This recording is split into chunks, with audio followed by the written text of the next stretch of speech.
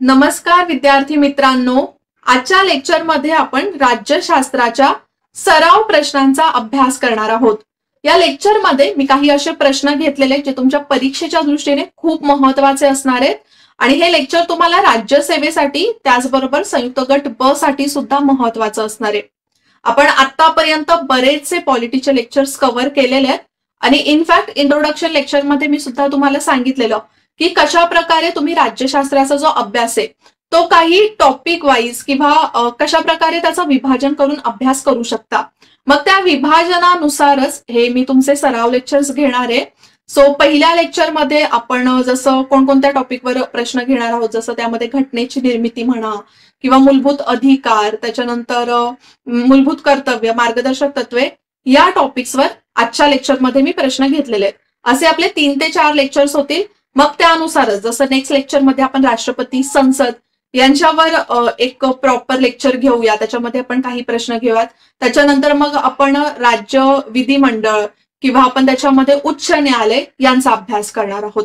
ठीक आहे, सो जास्त प्रश्न नाहीये, काही मोजकेच मी प्रश्न घेतलेले आहेत, पण थोडंसं नीट लक्ष देऊन लेक्चर बघा। आयोग तुम्हाला कशा पद्धतीने प्रश्न विचारू शकतं हे तुम्हाला नीट समजेल आणि ज्यावेळेला तुम्ही एखाद्या टॉपिकचा अभ्यास करता तर त्या टॉपिकचा अभ्यास करताना तुम्हाला कोणकोणत्या गोष्टी लक्षात ठेवल्या पाहिजेत, रिव्हिजन करताना कोणकोणत्या गोष्टी लक्षात ठेवल्या पाहिजेत ते सुद्धा लेक्चरमध्ये समजेल। ठीक आहे, सो आपण आता अजिबात वेळ घेत नाहीये मी तुमचा, आपण लगेचच लेक्चरला सुरुवात करूया। पहिलाच जो प्रश्न आहे तो आपल्याला विचारलेला आहे घटना समितीवर। पण घटना समितीवर सुद्धा अभ्यास करताना तुम्ही काय करता, तर घटनेची निर्मिती कशी झाली, घटना समितीची निर्मिती कशी झाली, मग घटना समितीने घटनेची निर्मिती कशी केली आणि त्याचबरोबर घटनेमध्ये कोण कोण सदस्य होते। पण हा अजून थोडंसं आयोग डिटेलमध्ये गेलाय आणि प्रश्न विचारलेला आहे, राईट। घटना समितीलाच आपण काय म्हणतो, संविधान सभा सुद्धा म्हणतो, कॉन्स्टिट्युएंट असेंब्ली, राईट। प्रश्न असा विचारलेला आहे की भारताच्या फाळणीनंतर घटना समितीच्या संख्येबाबतच्या विधानांचा विचार करा। तर बघा, ज्यावेळेला घटना समितीची निर्मिती झाली ना त्यावेळेला भारताची फाळणी झाली नव्हती, भारत आणि पाकिस्तान एकच देश होता, राईट। पण घटना समितीची निर्मिती झाली, घटना समितीच्या निर्मितीनंतर काही काळ गेला आणि त्याच्यानंतर भारताची फाळणी झालेली आहे, म्हणजे आपल्या देशाचं 2 देशांमध्ये विभाजन झालं। ठीक आहे, मग ज्यावेळेला सुरुवातीला घटना समितीची निर्मिती झाली त्यावेळेला सदस्य संख्या ही जास्त होती, देशाची फाळणी झाली तर 2 घटना समित्या झाल्या, पाकिस्तानची वेगळी, भारताची वेगळी। म्हणजे लोक पाकिस्तानमध्ये होते तर त्यांची एक वेगळी समिती झाली, ते सदस्य आपल्या घटना समितीमधून निघून गेले। मग त्यावेळेला सदस्य संख्या किती झाली असा प्रश्न इथे विचारलेला आहे। सो पहिलं विधान दिले, समितीची सदस्य संख्या 299 पर्यंत खाली आली, तर हे अगदी बरोबर आहे, 299 पर्यंत खाली आलेली। मग आधी किती होती ते मी तुम्हाला पुढे सांगतेच। ब विधान दिलंय, संस्थानांच्या प्रतिनिधींची संख्या 70 पर्यंत कमी झाली, हे सुद्धा योग्य विधान आहे। आता मग इथे संस्थानिक कोण आहेत ते सुद्धा मी तुम्हाला पुढे सांगते। त्यानंतर प्रांतांच्या व मुख्य आयुक्तांच्या प्रांतांच्या प्रतिनिधींची संख्या 229 इतकी कमी झाली, तर हे विधान सुद्धा अगदी योग्य आहे। मग आपल्या प्रश्नाचं उत्तर येणार आहे ते म्हणजे पर्याय क्रमांक 4 अ, ब आणि क। ओके, 3ही विधानं योग्य आहे। मग आता ही 3ही विधानं योग्य कशी आहेत ती थोडीशी नीट समजून घ्या। सो बघा, ज्या वेळेला आपला देश स्वातंत्र्य होत होता तर घटना समितीची निर्मिती केली। घटना समितीची निर्मिती करताना त्याची रचना कशी असावी, एक भारताची घटना समिती असावी, हे आधी एका समितीने डिसाईड केलं, त्यालाच आपण म्हणतो कॅबिनेट मिशन किंवा त्याच समितीला त्रिमंत्री योजना सुद्धा म्हटलं जातं। ठीक आहे, मग या त्रिमंत्री योजनेनुसार असं ठरलं की एवढ्या सदस्यांची संविधान सभा असेल आणि त्याच्यासाठी या डेटला निवडणुका होतील। मग यावेळेला सुरुवातीला ठरली की ही किती संख्या असेल, तर टोटल संविधान सभेमध्ये 389 सदस्य असतील असं ठरलं आणि मग 389 सदस्यांचं सुद्धा अजून पुढे विभाजन करण्यात आलं। त्यातले जे 389 सदस्य होते ना त्यापैकी 296 सदस्य हे ब्रिटिश प्रांताचे असतील। ओके, म्हणजे हे जे 96 सदस्य असतील ते प्रांतांचे असतील। मग या 296 मध्ये सुद्धा अजून छोटंसं एक डिव्हिजन होतं, 292 हे ब्रिटिश प्रांताचे असतील आणि 4 सदस्य हे जे मुख्य आयुक्त आहेत किंवा त्यांनाच म्हटलं जात होतं चीफ कमिशनरचे प्रांत। ठीक आहे, तर यामधले 292 हे ब्रिटिश प्रांतातून, 4 हे मुख्य आयुक्ताच्या प्रांतातून असणार होते। मग तेच 296 वरून कितीवर आले, 229 वर आले आणि संस्थानिकांच्या प्रतिनिधींची संख्या 93 होती तर 93 वरून 70 आली. आता हे का कमी झालं ते मी तुम्हाला सांगितलं, कारण की एक वेगळाच देश निर्माण झाला तर बरेचसे जे सदस्य आहेत ते त्या जागेवरून निवडून आलेले किंवा संस्थानिक सुद्धा म्हणा तर ते पाकिस्तानच्या घटना समितीमध्ये गेले.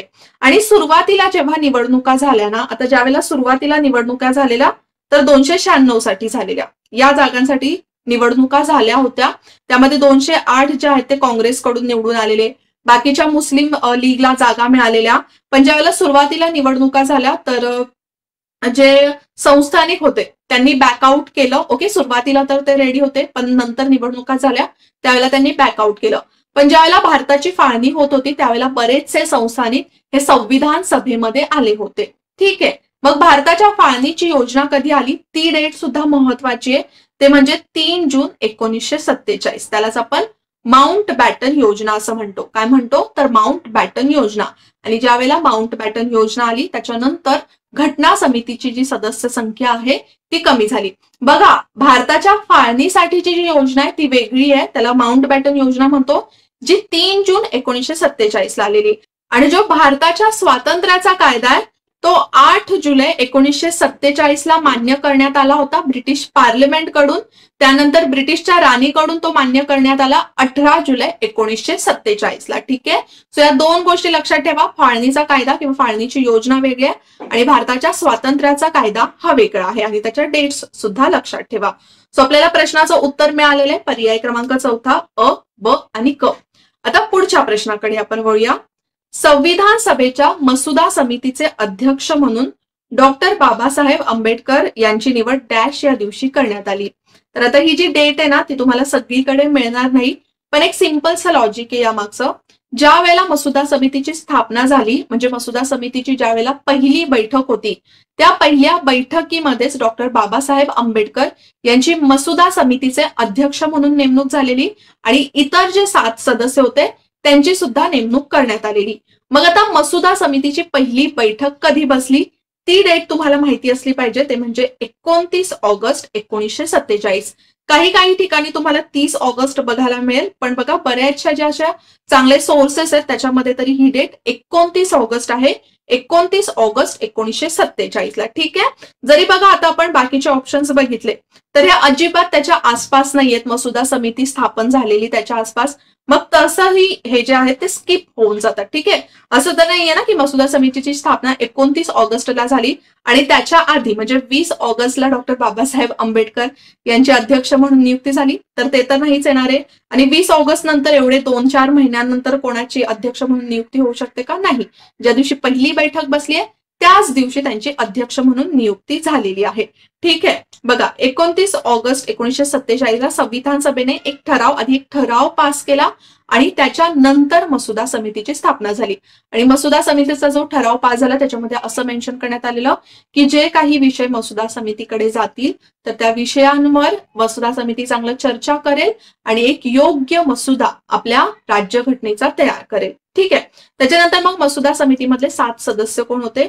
अल्लादी कृष्णस्वामी अय्यर, त्यानंतर एन गोपाल स्वामी, नंतर बाबासाहेब आंबेडकर, त्यानंतर के.एम. मुन्शी, मोहम्मदुल्ला सादुल्ला, त्यानंतर पी.एल. मित्तर आणि डी.पी. खेतान. सो सुरुवातीचे हे जे 7 सदस्य होते ते मसुदा समितीमध्ये होते. ठीक आहे, हे लक्षात ठेवा. आणि त्याचबरोबर अजून एक नाव येतं ते म्हणजे बी.एन. राव. बी.एन. राव हे कायदेशीर सल्लागार होते. बघा, ते ना एक खूप मोठे कायदेतज्ञ होते. आपण बऱ्याच वेळेला ज्या वेळेला राज्यघटनेचा अभ्यास करतो त्यावेळेला बोलतो की डॉक्टर बाबासाहेब आंबेडकर हे आपल्या राज्यघटनेचे शिल्पकार आहेत. ते योग्य आहे, पण डॉक्टर बाबासाहेब आंबेडकरांनी सुद्धा जे बी.एन. राव आहेत त्यांना खूप महत्व दिलेलं, कारण की बराचसा सल्ला त्यांचा घेतला होता. आणि बघा सुरुवातीला जसं आपण एक लेक्चर सुद्धा घेतलेले आधी हिंदू कोड बिलवर, तर जे हिंदू कोड बिल आहे ते तयार करण्याचं काम सुद्धा डॉक्टर बी.एन. राव यांनी केलं होतं. ठीक आहे, सो हे नाव सुद्धा लक्षात ठेवा. Doctor BN. राव हे 7 सदस्य तर मसुदा समितीचे महत्वाचे घटक होतेच, पण त्याचबरोबर डॉक्टर BN राव हे कायदेशीर सल्लागार होते, त्यामुळे त्यांचा सुद्धा एक महत्वाचा रोल यामध्ये येतो. जर समजा मसुदा समितीशी संबंधित एखादा प्रश्न तुम्हाला आला आणि त्याच्यामध्ये कुठे BN राव यांचं नाव आलं तर त्यांचा संबंध येतो, हे लक्षात ठेवा. ठीक आहे. आणि डेट ही महत्वाची आहे तर ती पण लक्षात ठेवा. बघा आता जसं मी तुम्हाला सांगितलं की जनरली काही गोष्टी आहेत ज्या मेन्शन केलेल्या नसतात पुस्तकामध्ये वगैरे, तर त्या तुम्हाला कुठून माहिती पडतात, तर अशा प्रकारे ज्यावेळेला तुम्ही क्वेश्चन्सचा वगैरे अभ्यास करता त्यावेळेलाच समजतं. पुढच्या प्रश्नाकडे वळूया आता आपण. प्रश्न आहे, भारतीय राज्यघटनेच्या प्रास्ताविकेनुसार भारत हे प्रजासत्ताक आहे. ओके, आपल्या प्रस्ताविकेमध्ये दिले की भारत एक गणराज्य असणार आहे. गणराज्य म्हणजेच प्रजासत्ताक. मग या प्रजासत्ताकचा एक्झॅक्टली अर्थ काय होतो असं विचारलेलं आहे. आता बघा मी सुद्धा तुमचं एक चांगलं सरनाम्यावर लेक्चर घेतलेलं आहे. सरनाम्याचं लेक्चर घेताना प्रत्येक पॉइंट गणराज्य, लोकशाही, त्यानंतर आपण समाजवादी वगैरे या सगळ्या गोष्टींचा अर्थ समजून घेतलेला आहे. तो अर्थ समजून घेणं परीक्षेच्या दृष्टीने कसं महत्वाचं आहे ते या प्रश्नावरून तुम्हाला समजलंच असेल ना, राईट. मग आता एक्झॅक्टली प्रजासत्ताकचा अर्थ काय होतो जर तुम्ही लेक्चर नीट बघितला असेल तरच तुम्हाला ते नीट समजलं असेल. ठीक आहे, डोंट वरी, जरी नसेल समजलं तर आता आपण समजून घेऊया. तर पहिला दिलंय राज्यकर्ता हा परंपरागत नसतो, तर हे अगदी योग्य आहे. एक तर आपल्याला भारताला राज्यकर्ता नाहीये हे लक्षात ठेवा, राज्य प्रमुख आहे, राज्यकर्ता नाहीये, कोणाचं राज्य आपल्या भारतावर नाहीये. त्याच्यानंतर ब दिलंय सार्वभौम सत्ता केंद्रीय मंत्रिमंडळामध्ये असते. जेव्हा तुम्ही पुस्तकामध्ये वाचताना सरळ सरळ मेन्शन केलंय सार्वभौम सत्ता ही लोकांच्या हातात असते. कोणाच्या हातात असते तर लोकांच्या हातात असते. मग जे हे विधान आहे ते चुकीचे. क विधान आहे शासन प्रमुख हा जनतेकडून विशिष्ट काळासाठी निवडला जातो. बघा प्रजासत्ताकाच्या अर्थामध्ये शासन प्रमुख येत नाही, हा शासन प्रमुख आहे. तो सगळीकडेच आपण बघू शकतो की विशिष्ट काळासाठी निवडला जातो. आणि जिथे शासन आलं, सरकार आलं, तिथे प्रजासत्ताकाची गोष्ट नाही, तिथे लोकशाही येते. कारण की लोकांकडून शासन प्रमुखाला निवडून दिलं जातं, आपण आपल्या प्रतिनिधींना निवडतो. ठीक आहे, म्हणजे हे विधान सुद्धा इथे चुकीचं झालंय. कारण की प्रजासत्ताक हे शासन प्रमुखाबद्दल नाहीये, राष्ट्रप्रमुखाबद्दल आहे किंवा राज्यकर्त्याबद्दल आहे. ठीक आहे. त्याच्यात ड दिलंय राष्ट्रप्रमुख हा जनतेकडून विशिष्ट काळासाठी निवडला जातो. जसं मी तुम्हाला सांगितलं शासन प्रमुख नाही तर राष्ट्रप्रमुख हा निवडून दिला जातो. जसं बघा मी तुम्हाला आता सांगितलं शासन प्रमुख नाही तर राष्ट्रप्रमुख निवडला जातो. आणि राष्ट्रप्रमुख, आता तुम्ही म्हणाल मॅम आपली राष्ट्रप्रमुख तर राष्ट्रपती असतात, मग राष्ट्रपतीच्या निवडणुकीमध्ये आपण नसतो, तर त्याच्यावर सुद्धा आपण लेक्चर घेतलेलं आहे. राष्ट्रपतींना कोण निवडून देतं तर आपण निवडून दिलेले प्रतिनिधीच तर त्यांना निवडून देतात ना, मग त्याला म्हटलं जातं की त्यांना अप्रत्यक्षपणे लोकांकडून निवडून दिलं जातं. ठीक आहे, म्हणजे जे ड विधान आहे ते योग्य आहे. मग आपल्या प्रश्नाचं उत्तर असणार आहे पर्याय क्रमांक चौथा अ आणि ड. जसं आता तुम्हाला स्लाइडवर दिसत असेल की ही अशा प्रकारचं हे भारताचं संविधान आहे आणि त्याचा सरनामा आहे. मग सरनामामध्ये कोणकोणत्या गोष्टी मेन्शन आहे, जसं सार्वभौमचा अर्थ काय होतो, समाजवादी, धर्मनिरपेक्ष, लोकशाही, गणराज्य, या सगळ्या गोष्टींचा एक्झॅक्टली काय अर्थ होतो ते समजणं गरजेचं आहे. या सगळ्या गोष्टींचा अभ्यास आपण लेक्चरमध्ये केलेला आहे. जसं आपला सरनामा कधी, म्हणजे सरनाम्यामध्ये तरी असं लिहिलेलं आहे की 26 नोव्हेंबर 1949 मध्ये आपण संविधान स्वीकारलेलं आहे आणि त्याची स्वाक्षरी सरनाम्यावर करण्यात आलेली आहे. ज्यावेळेला संविधान स्वीकार करण्यात आलेलं त्यावेळेला किती जणांनी त्याच्यावर स्वाक्षरी केलेली आहे तर 284 संविधान सभेच्या सदस्यांनी केलेली आहे. आता 284 का, कारण की बघा त्यावेळेला हळूहळू संस्थानिक त्याच्यामध्ये ऍड झालेले प्लस जेवढे उपस्थित होते तेवढ्या सगळ्यांनी त्याच्यावर स्वाक्षरी केली होती. ठीक आहे, सो या सगळ्या गोष्टी इथे दिलेल्या त्या तुम्ही नीट लक्ष देऊन वाचू शकता. तसं तर एक्सप्लेनेशन मी तुम्हाला सांगितलेलं आहे. त्यानंतर पुढचा प्रश्न आपण बघूया. राज्यघटनेच्या प्रस्तावनेबाबत खालीलपैकी कोणते विधान योग्य नाही. आताच आपण प्रस्तावनेमधल्या एका महत्वाच्या तत्वाचा अभ्यास केला किंवा उद्दिष्टाचा अभ्यास केला. ते काय आहे? उद्दिष्ट. धर्मनिरपेक्ष, गणराज्य, लोकशाही ही उद्दिष्ट आहेत. आणि तत्व कोणती आहेत तर न्याय, स्वातंत्र्य, समानता, बंधुता, एकात्मता ही तत्व आहेत. हे लक्षात ठेवा. तर राज्यघटनेच्या प्रस्तावनेबाबत खालीलपैकी कोणते विधान योग्य नाही. काय विचारलेलं? योग्य नाही, म्हणजेच आपल्याला चुकीचं विधान निवडायचंय. पहिलं विधान दिलंय पंडित जवाहरलाल नेहरू यांनी तयार केलेल्या उद्दिष्टांच्या ठरावावर आधारित आहे. तर हे अगदी योग्य विधान आहे. दुसरं दिलंय 1995 मधील AICच्या खटल्यात प्रस्तावना राज्यघटनेचा एकात्मिक भाग आहे असं सुप्रीम कोर्टने प्रतिपादन केलं. तर हे सुद्धा अगदी योग्य विधान आहे. 1995 मध्ये LIC म्हणजेच life insurance corporation of India यांचा एक खटला आलेला. त्या खटल्यामध्ये राज्यघटनेने सांगितलं की आपली जी प्रस्ताविका आहे ती राज्यघटनेचा एक खूप महत्वाचा भाग आहे, एकात्मिक भाग आहे. एकात्मिक भाग म्हणजेच काय, जो राज्यघटनेपासून वेगळा केला जाऊ शकत नाही. तिसरं दिलंय 42व्या घटना दुरुस्तीने कायद्याने प्रस्तावनेत समाजवादी, धर्मनिरपेक्ष आणि एकता या 3 शब्दांचा समावेश करण्यात आला.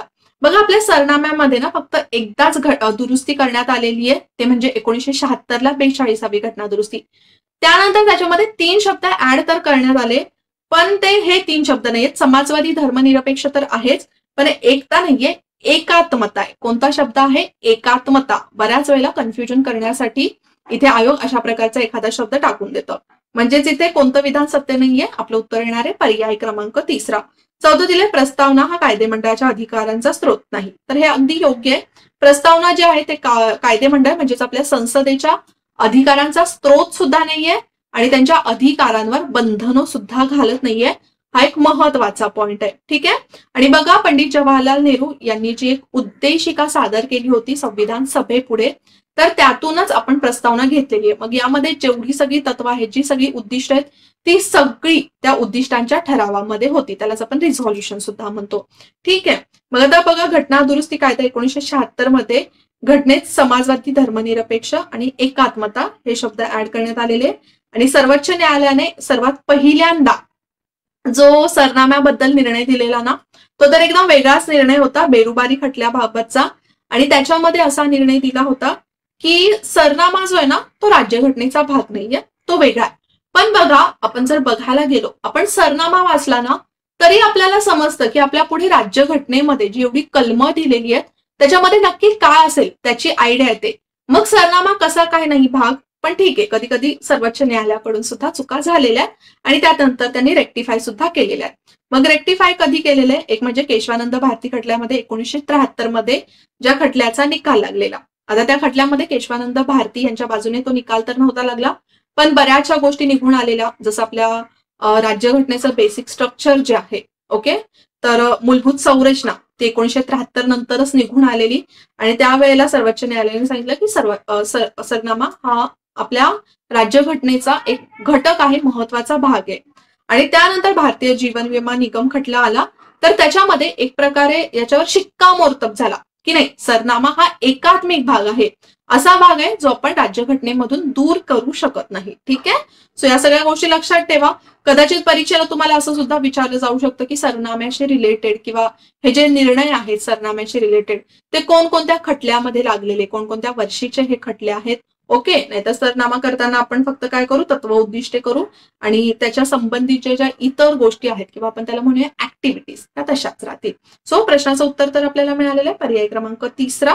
कोणते 3 शब्द ऍड करण्यात आलेले? समाजवादी, धर्मनिरपेक्ष आणि एकात्मता. म्हणजे तुम्हाला इथे परीक्षेला असा सुद्धा प्रश्न विचारला जाऊ शकतो की ज्यावेळेला सुरुवातीला सरनामा किंवा संविधानाची स्वीकृती करण्यात आली त्यावेळेला सरनाम्यामध्ये कोणकोणत्या शब्दांचा समावेश नव्हता, तर ते हे 3 शब्दच आहेत. पुढे बघूया जीवित आणि व्यक्तिगत. आता मूलभूत अधिकारांवरचा हा प्रश्न आहे. जीवित आणि व्यक्तिगत स्वातंत्र्याचे संरक्षण या हक्कामध्ये डॅशचा समावेश होतो. संपाचा हक्क, परदेश गमन करण्याचा हक्क, परदेश गमन म्हणजेच काय, तर परदेशी बाहेरगावी फिरण्याचा अधिकार. त्यानंतर जीवनावश्यक बाबींसंदर्भात कैद्यांचा हक्क. ड दिलाय बोनसचा हक्क आणि ई दिलाय एकांतवासाच्या शिक्षेविरुद्धचा हक्क. सो बघा संपाचा हक्क येऊ शकतो का जीवित आणि व्यक्तिगत स्वातंत्र्यामध्ये? एक ना लॉजिक लावा. जीवित आणि व्यक्तिगत स्वातंत्र्यामध्ये ते अधिकार येतात जे तुम्हाला व्यक्तिगत स्वातंत्र्य देतात किंवा योग्य पद्धतीने समाजामध्ये राहण्याचं स्वातंत्र्य देतात, योग्य प्रकारे स्वतःचा विकास करण्याचं स्वातंत्र्य देतात, त्याला आपण म्हणतो जीवित आणि व्यक्तिगत स्वातंत्र्य. ठीक आहे. मग संपाचा हक्क त्याच्यामध्ये येत नाही. तसं तर संपाचा हक्क कशात येतो? कलम 19 मध्ये येतो, ज्याच्यामध्ये आपल्याला 6 प्रकारचे अधिकार दिलेले आहेत ना. मग ज्याच्यामध्ये आपल्याला अभिभाषणाचा, विचार मांडण्याचा वगैरे स्वातंत्र्य, त्याच्यामध्ये संपाचा अधिकार सुद्धा देण्यात आलेला आहे. बघा सभा वगैरे ज्या भरतात त्याचा अधिकार देण्यात आलेला आहे. ठीक आहे. त्याच्यानंतर आता परदेश गमन करण्याचा अधिकार आहे, म्हणजे आपण बाहेर जाऊ शकतो. त्याच्याशी रिलेटेड मनेका गांधी एक केस होती. जर परदेश गमन करण्याचा हक्क हा कधी सर्वोच्च न्यायालयाने आपल्या संविधानामध्ये ऍड केलेला आहे? इनफॅक्ट ऍड नाही केलाय, तर जे जीवित आणि व्यक्तिगत स्वातंत्र्य आहे ना, ते हळूहळू त्याचा अर्थ वास्ट होत गेलेला आहे वर्षानुवर्ष. त्याच्यावर सर्वोच्च न्यायालयाने वेळोवेळी काही ना काहीतरी निर्णय दिलेला आहे. मग जीवनावश्यक बाबींसंदर्भात कैद्यांचा हक्क, तर कैद्यांना बघा बरेचसे हक्क दिलेले आहेत. असं नाहीये कैदी आहे म्हणून त्याचे मूलभूत अधिकार काढून टाकले जाऊ शकतात, तसं नाहीये. ठीक आहे. त्यानंतर बोनसचा हक्क ऑब्व्हियसली नाही येणार आहे, कारण की तो जीवित आणि व्यक्तिगत स्वातंत्र्यामध्ये येत नाही. आणि एकांतवासाच्या शिक्षेविरुद्धचा हक्क ऑब्व्हियसली आहे त्याच्यामध्ये. मग आपल्या प्रश्नाचं उत्तर येणार आहे ब, क आणि ई. ओके, पर्याय क्रमांक 3. मग आपल्याला जीवित आणि व्यक्तिगत स्वातंत्र्याचा अधिकार कशात दिलेला आहे? कलम 21 मध्ये. हे लक्षातच ठेवा, कलम 21 मध्ये हा अधिकार दिलेला आहे. मग त्याच्यामध्ये भरपूर असे अधिकार जसा जसा काळ जात गेलाय तसं तसे ऍड होत गेलेले आहेत. मग त्यामध्ये सन्मानाने जगण्याचा अधिकार आहे. इनफॅक्ट तुम्हाला माहिती आहे आपल्याला सन्मानाने मरण्याचा सुद्धा अधिकार आहे, डिग्निटी. ठीक आहे, ते महत्वाचं आहे.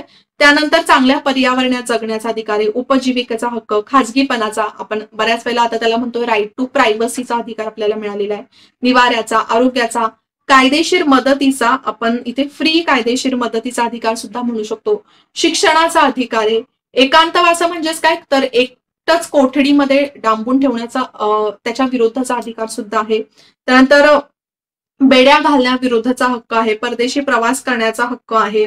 त्यानंतर वेठ भिकारी विरुद्ध हक्क आहे, तसं वेठ भिकारी विरुद्धचा जो हक्क आहे तो पुढे आपल्याला शोषणाविरुद्धच्या अधिकारामध्ये सुद्धा आहे. त्यानंतर राज्यामधून घालवून न देण्याबाबतचा अधिकार, त्यानंतर राईट टू इन्फॉर्मेशनचा अधिकार आहे आपल्याला, सार्वजनिक फाशी विरुद्धचा अधिकार. बघा आपल्याला कधी दिसतं का की कोणाला फाशी देण्यात आलेली आहे तर ती अशी भर चौकात देण्यात येते? नाही, तर ते चुकीचं आहे. जो फाशीचा अधिकार आहे किंवा जी फाशी दिली जाते तर ती अंधाऱ्या कोठडीतच दिली जाते. त्यानंतर झोप घेण्याचा अधिकार म्हणजे योग्य प्रकारे झोप मिळण्याचा अधिकार आहे. त्यानंतर वैद्यकीय सेवा मिळण्याचा अधिकार आणि कोठडीतील छळाविरुद्धचा अधिकार. ओके, सो या सगळ्या गोष्टी लक्षात ठेवा ज्या जीवित आणि व्यक्तिगत स्वातंत्र्यामध्ये येतात.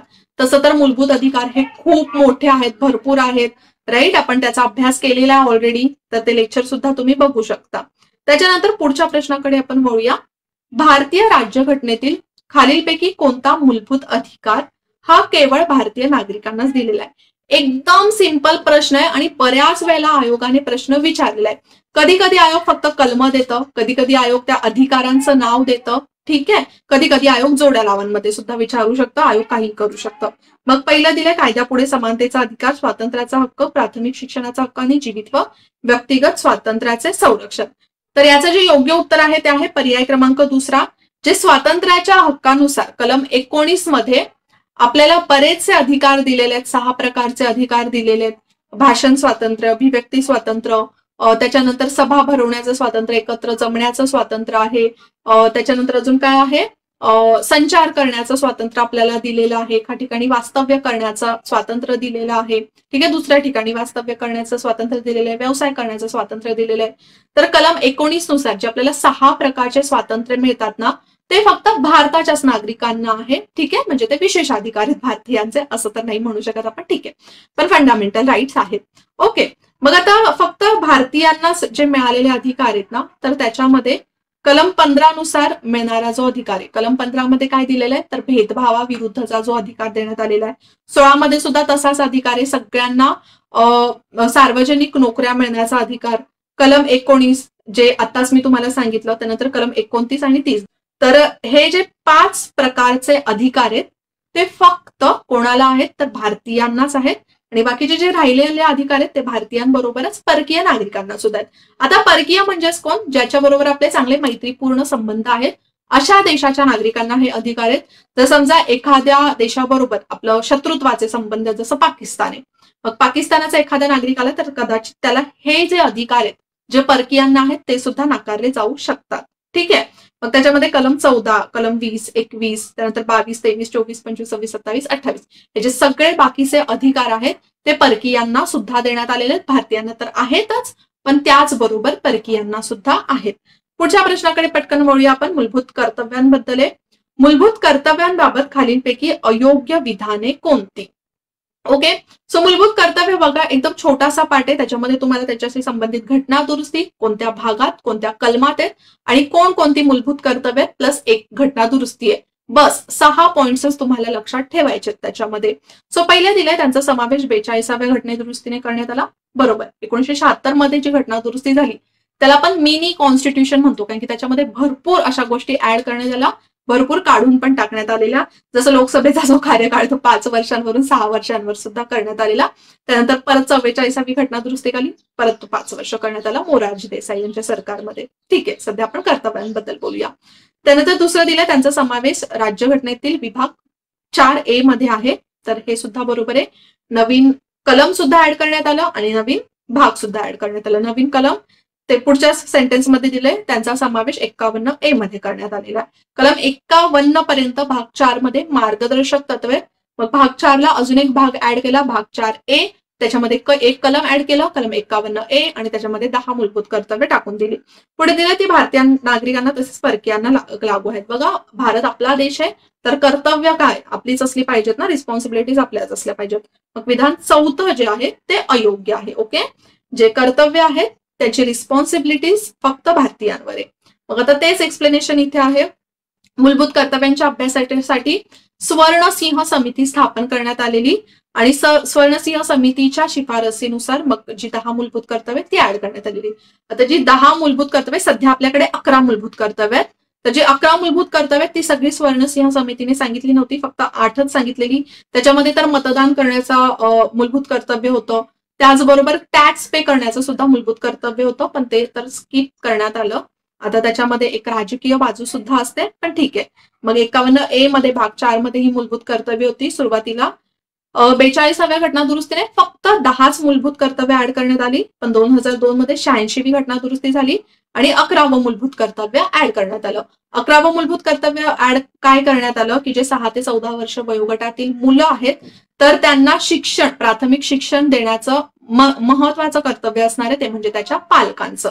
ठीक आहे, आता आपण पुढच्या प्रश्नाकडे वळूया. पुढचा प्रश्न दिलाय, अनुच्छेद म्हणजेच कलम 51A मध्ये खालीलपैकी कोणत्या मूलभूत कर्तव्यांचा समावेश करण्यात आलेला नाही विचारलेलं आहे.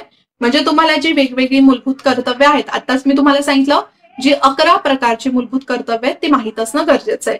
पहिलं विधान दिलंय, आपल्या संमिश्र संस्कृतीच्या समृद्ध वारशाचे जतन करणे. सो हे अगदी योग्य आहे. आपण म्हणतो ना, आपला भारत हा एक युनिटी इन डायव्हर्सिटी आहे. मग त्या डायव्हर्सिटीला आपण समजून घ्यायचंय आणि त्या वारशाचं जतन आपण करायचंय. ब दिले, विज्ञाननिष्ठ दृष्टिकोन, मानवतावाद, शोधक बुद्धी व सुधारणावाद यांचा विकास करणं. तर हे सुद्धा अगदी बरोबर आहे. आपल्या देशाचा विकास व्हावा किंवा एक समाजाची सुधारणा व्हावी, त्यामुळे या सगळ्या वेगवेगळ्या प्रकारचा दृष्टिकोनाचा वापर करायचा आहे आणि त्यानुसार आपल्याला विकास करायचा आहे स्वतःचा. ओके, इंडिव्हिज्युअलचा जेवढा विकास होईल तोच विकास देशाचा सुद्धा होणार आहे की नाही. क दिले, राष्ट्रीयदृष्ट्या महत्वाची स्मारके, स्थळे आणि वास्तू यांचे संरक्षण करणे. तर हे मूलभूत कर्तव्य नाहीये. आपल्या ज्या 11 मूलभूत कर्तव्य आहेत त्याच्यामध्ये असं कुठेच मेन्शन करण्यात आलेलं नाहीये. तुम्ही ते कन्फ्यूज होऊ शकता. जे राष्ट्रीयदृष्ट्या महत्वाची स्मारके, स्थळे, वास्तू यांचं जे संरक्षण आहे ते आपल्याला दिलेलं आहे मार्गदर्शक तत्वांमध्ये कलम 49 नुसार. ठीक आहे, मग ही जी आपली स्मारके आहेत, जे वारसा स्थळं आहेत त्यांचे संरक्षण करण्याची जबाबदारी आहे ती राज्यावर असणार आहे. नागरिकांसाठी तरी अजून असं कुठे मूलभूत कर्तव्य दिलेलं नाहीये. ओके, फक्त काय दिलं आपल्या मूलभूत कर्तव्यांमध्ये की वन, सरोवर, जीवसृष्टी यांचं संरक्षण करायचंय. ठीक आहे, दयाबुद्धी बाळगायच्या या गोष्टी दिलेल्या आहेत, पण हे जे स्पेसिफिकली राज्यघटनेमध्ये मेन्शन करण्यात आलेलं आहे ते देण्यात आलेले मार्गदर्शक तत्वांमध्ये. त्याचबरोबर मादक पेय आणि आरोग्यास अपायकारक द्रव्य यांच्या सेवनावर बंदी, तर हे सुद्धा मार्गदर्शक तत्वांमध्येच दिलेलं आहे. राईट, आय थिंक कलम 47 मध्ये. सो हे विधान सुद्धा चुकीचं आहे. मग आपलं उत्तर काय येणार आहे, आपल्याला समावेश करण्यात आलेलं नाहीये तेच शोधायचंय. उत्तर येणार आहे पर्याय क्रमांक 3 अ आणि ड. ओके, सो ही 11 मूलभूत कर्तव्य इथे दिलेली आहेत. एकदा तुम्ही ती वाचून घ्या. आता मी तुम्हाला परत वाचून दाखवत नाहीये, आपलं रिव्हिजन लेक्चर आहे ना, सो आता त्याच्यामध्ये आपल्याला डिटेलमध्ये जायचं नाहीये. पुढचा प्रश्न बघूया, राज्याच्या धोरणाची मार्गदर्शक तत्वांमधील खालीलपैकी कोणते कलम हे न्याय यंत्रणा कार्यकारी विभागापासून पृथक ठेवण्यासंबंधी आहे. पृथक म्हणजेच काय, वेगळं ठेवण्यासंबंधी आहे. सो आय थिंक ज्यावेळेला अभ्यास करत होतो आपण मार्गदर्शक तत्वांचा, त्याच्यानंतर सुद्धा बऱ्याच वेळेला मी ह्या एका मार्गदर्शक तत्वांबद्दल बऱ्याच वेळेला डिस्कस केलेलं आहे. ओके, सो असं कोणतं कलम आहे की ज्याच्यानुसार आपल्या मार्गदर्शक तत्वांमध्ये सांगितलेलं आहे की न्याय यंत्रणा, आपलं न्याय मंडळ हे कार्यकारी मंडळापासून वेगळं असलं पाहिजे, हे देण्यात आलेलं आहे कलम 50 मध्ये. कलम 50 मध्ये सांगितलेलं आहे न्याय व्यवस्था कार्यकारी व्यवस्थेपासून अलग ठेवणे, राज्याच्या लोकसेवामध्ये न्याय व्यवस्था कार्यकारी व्यवस्थापन अलग ठेवण्याचं राज्य उपाययोजना करेल किंवा राज्य त्या दृष्टीने काम करेल. जर समजा कार्यकारी आणि न्याय यंत्रणा एकत्र आली तर न्याय यंत्रणा अनबायस्ड राहून योग्य रीतीने कोणताच निर्णय देऊ शकत नाही. ओके, एक प्रकारे त्यांच्यावर प्रेशर निर्माण होईल. त्यामुळे या दोन गोष्टी वेगळ्या ठेवाव्यात असं आपल्या राज्यघटनेमध्ये सांगितलेलं. ओके, सो ही एक सिंपलची गोष्ट आहे. आपल्याला मार्गदर्शक तत्वे कशात दिलेली आहेत? भाग 4 मध्ये, राईट. कलम 51 पर्यंत, कलम 36 ते कलम 51 पर्यंत मार्गदर्शक तत्व दिलेले, त्यांचा अभ्यास आपण ऑलरेडी लेक्चरमध्ये केलेला आहे. पुढचं बघूया आपण लेक्चर. आंतरराष्ट्रीय संबंधातील वर्तनाबाबत खालीलपैकी कोणत्या मार्गदर्शक तत्वाचा राज्यघटनेत समावेश नाही? अच्छा, आपली जी वेगवेगळी मार्गदर्शक तत्व आहेत ना, तर सुरुवातीलाच बघा जे पहिलं मार्गदर्शक तत्व आहे जे कलम 38 मध्ये दिलेलं आहे, तर त्याच्यानुसार राज्य लोक कल्याणाच्या दृष्टीने काही कामं करेल. त्याच्यानंतर 39 A B C D E F पर्यंत दिलेलं आहे. 40 आहे, 41 आहे. तर अशी बरीचशी मार्गदर्शक तत्व आहे. त्यातलं जे शेवटचं मार्गदर्शक तत्व आहे जे कलम 51 मध्ये दिलेलं आहे ते आंतरराष्ट्रीय संबंध जे आहेत आपले इतर राष्ट्रांबरोबरचे ते चांगले ठेवण्यासाठीचे हे मार्गदर्शक तत्व राज्यांनी फॉलो करावं असं सांगितलेलं आहे. तर त्यामध्ये कोणकोणत्या गोष्टी नाहीयेत असं विचारलेलं आहे. समावेश नाहीये, मग आपल्याला 4 ऑप्शन दिले तर एकच कोणता तरी घटक इथे नसणार आहे ना, राईट. मग पहिलं दिलेलं आहे राष्ट्रात न्यायसंगत व सन्मानपूर्वक संबंध राखण्यासाठी कार्य करणे. तर हे अगदी बरोबर आहे. न्याय संबंध आणि सन्मानपूर्वक संबंध राखले जातील तरच आपले आंतरराष्ट्रीय संबंध चांगले राहतील की नाही आणि त्याचा आपल्याला फायदा होईल. पुढे दिला आंतरराष्ट्रीय कायदा आणि यातील कर्तव्यांचा मान राखणे. तर आंतरराष्ट्रीय कायदा आणि इथे तट आहेत, ओके, म्हणजे त्रिटी वगैरे आहेत त्या कर्तव्यांचा मान राखणे. तर हे सुद्धा अगदी बरोबर आहे. तिसरा दिला आंतरराष्ट्रीय तंटे लवादामार्फत मिटवण्यास प्रोत्साहन देणे. तर हे सुद्धा अगदी बरोबर आहे. जे आंतरराष्ट्रीय तंटे आहेत तर त्याच्यासाठी एक ट्रिब्युनल स्थापन केलं जाईल आणि त्या ट्रिब्युनल मार्फतच ते सॉल्व्ह केले जातील. चौथं दिले निःशस्त्रीकरणासाठी कार्य करणे. तर ऍटलिस्ट आपल्या मार्गदर्शक तत्वांमध्ये तरी हे कुठे मेन्शन नाहीये. हा, अशा वेगवेगळ्या ट्रिटीज वगैरे करण्यात आलेल्या आहेत की ज्याच्यामध्ये भारताने हे मान्य केलंय की आम्ही निःशस्त्रीकरणासाठी वगैरे काम करू, त्याला मदत करू, जे आपली शांतता आहे त्याच्या दृष्टीने काम करू. पण आपल्या मार्गदर्शक तत्वांमध्ये हे मेन्शन करण्यात आलेलं नाहीये. मग मार्गदर्शक तत्वांमध्ये कोणकोणत्या गोष्टी सांगितलेल्या आहेत त्या लक्षात ठेवा. बघा, आता तुम्हाला इथे समजलं असेल की कशा प्रकारे एका मार्गदर्शक तत्वामध्ये सुद्धा डिटेलमध्ये आयोग प्रश्न विचारू शकतं. सो याच्यामध्ये काय दिलेलं आहे? एक म्हणजे आंतरराष्ट्रीय शांतता सुरक्षा यांचं संवर्धन करायचंय. राष्ट्रांमध्ये न्यायसंगत आणि सन्मानपूर्वक संबंध राखण्यासाठी प्रयत्न करायचे. संघटित जनसमाजांच्या आपापसातील व्यवहारांमध्ये आंतरराष्ट्रीय कायदा आणि तहांची बंधने याप्रती आदर भावना असली पाहिजे आणि आंतरराष्ट्रीय तंटे जे आहेत ते लवादामार्फत सोडवायला प्रोत्साहन करायचंय आणि त्या दृष्टीने प्रयत्नशील राहायचंय. ठीक आहे, तर या सगळ्या गोष्टी याच्यामध्ये येतात. सो पण आता 10 प्रश्न या लेक्चरमध्ये कव्हर केलेले आहेत. आय होप तुम्हाला लेक्चर नीट समजलं असेल. मी एखाद प्रश्न तुम्हाला विचारलेला आहे लेक्चरमध्ये तर त्या प्रश्नाचं उत्तर मला द्या. आणि बघा, अशाच पद्धतीने आयोग प्रश्न विचारत असतं, मग त्याच दृष्टीने थोडंसं तुमचं रिव्हिजन सुरू राहू द्या आणि त्याचबरोबर जास्तीत जास्त क्वेश्चन पेपर सॉल्व्ह करण्याचा प्रयत्न करा. आता लेक्चरमध्ये आपण इथेच थांबूया. पुन्हा भेटूया नेक्स्ट लेक्चरला. तोपर्यंत जय हिंद, जय महाराष्ट्र आणि थँक्यू. तुम्हाला परीक्षेची परिपूर्ण तयारी करायची असेल तर विजन स्टडीचं ऍप हे नक्कीच तुमच्या फोनमध्ये डाउनलोड करा. विजन स्टडीच्या ऍपवर भरपूर असं स्टडी मटेरियल पूर्णपणे फ्री अवेलेबल आहे. जसं डेली बेसिसवर करंट अफेअर्स अपलोड होत असतात, त्याचबरोबर जीएसचे जे सब्जेक्ट आहेत सगळे सब्जेक्ट त्याच्या इन डिटेल्स नोट्स अवेलेबल आहेत जे तुम्ही नेहमी अभ्यासाबरोबर वाचू शकता. त्याचबरोबर डेली क्विज अपलोड केल्या जातात आणि सर्वात महत्वाचं म्हणजे बुधवारी आणि शनिवारी सामान्य अध्ययन चाचणी कंडक्ट केली जाते, तर त्या सुद्धा अटेंड करून तुमची तयारी चेक करू शकता.